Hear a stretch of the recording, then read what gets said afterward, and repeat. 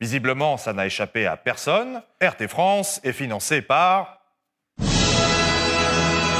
la Russie! Mais non, sans blague. Ah ouais? Mais notre chaîne a toujours été tout à fait transparente sur le sujet. Et puis même, c'est un peu comme le port salut. C'est marqué dessus. Russia Today.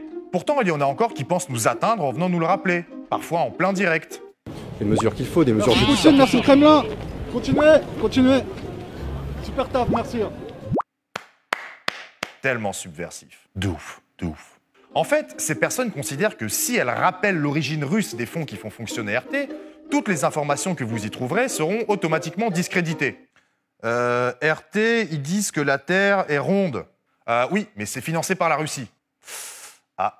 Bon, là j'exagère bien sûr, mais vous remarquerez, on nous la ressort à chaque fois. Oui, mais vous êtes financé par la Russie! Et ce, non seulement lorsqu'on parle de politique intérieure russe ou de politique étrangère, mais aussi, et surtout en ce moment, lorsqu'on parle de politique française. Cette critique semble réservée à notre média. Pourtant, si la provenance des fonds importait tant que ça pour assurer de la pertinence du traitement de l'actualité, toute une série de médias serait alors discréditée pour traiter de toute une série de sujets. Par exemple, les médias d'État. Est-ce qu'on passe notre temps à rappeler que ces organes qui couvrent l'actualité française sont financés par l'Élysée, comme on accuse RT d'être financé par le Kremlin? Que France 24 est la voix de Paris comme RT serait la voix de Moscou? Est-ce qu'on le rappelle sans cesse? Ben non. Et puis il y a aussi le secteur privé. Vous connaissez cette carte réalisée par nos confrères du Monde diplomatique et d'Acrimed qui permet d'avoir une bonne vue d'ensemble de qui possède quoi en France. Piqûre de rappel, en gros, on a 10 milliardaires qui se partagent le gâteau de la presse française. En 2017, ces 10 personnalités regroupaient à elles seules, écoutez bien, 89,9% des journaux vendus, 55,3% des parts d'audience télé et 40,4% des parts d'audience radio. Par exemple, le journal Le Figaro appartient à la famille Dassault. La famille Dassault produit entre autres les avions de combat de l'armée de l'air. Qui questionne la pertinence du Figaro à commenter les actualités concernant la défense française? Peut-on seulement évoquer la question de la possible partialité de l'Express, de Libération, de RMC ou de BFM TV concernant la couverture du conflit israélo-palestinien? Parce que la double nationalité franco-israélienne de Patrick Drahi, qui contrôle financièrement ses organes de presse, c'est un peu tabou. Pourtant, Patrick Drahi lui-même ne cachait pas ses intentions lorsqu'il a créé i24 News, une chaîne d'information en continu destinée à concurrencer la chaîne qatari Al Jazeera. Je veux montrer le vrai visage d'Israël au monde sans être un instrument de propagande. Vincent Bolloré. Tout le monde sait qu'il a de grosses participations dans certains médias, genre Canal+. Du coup, en 2015, un reportage portant sur les pratiques douteuses du Crédit Mutuel avait été déprogrammé de cette chaîne suite à un coup de fil de Vincent Bolloré.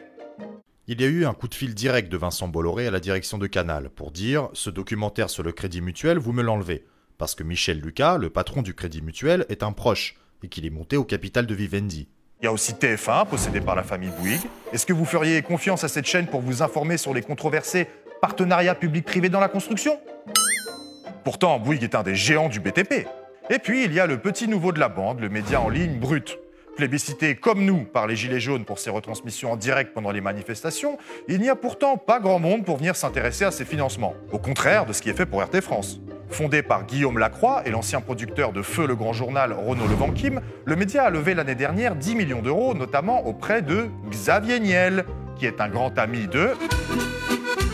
De quoi ouvrir la porte des différents ministères du gouvernement à Brut, ou encore celle du pool du président lors de ses déplacements.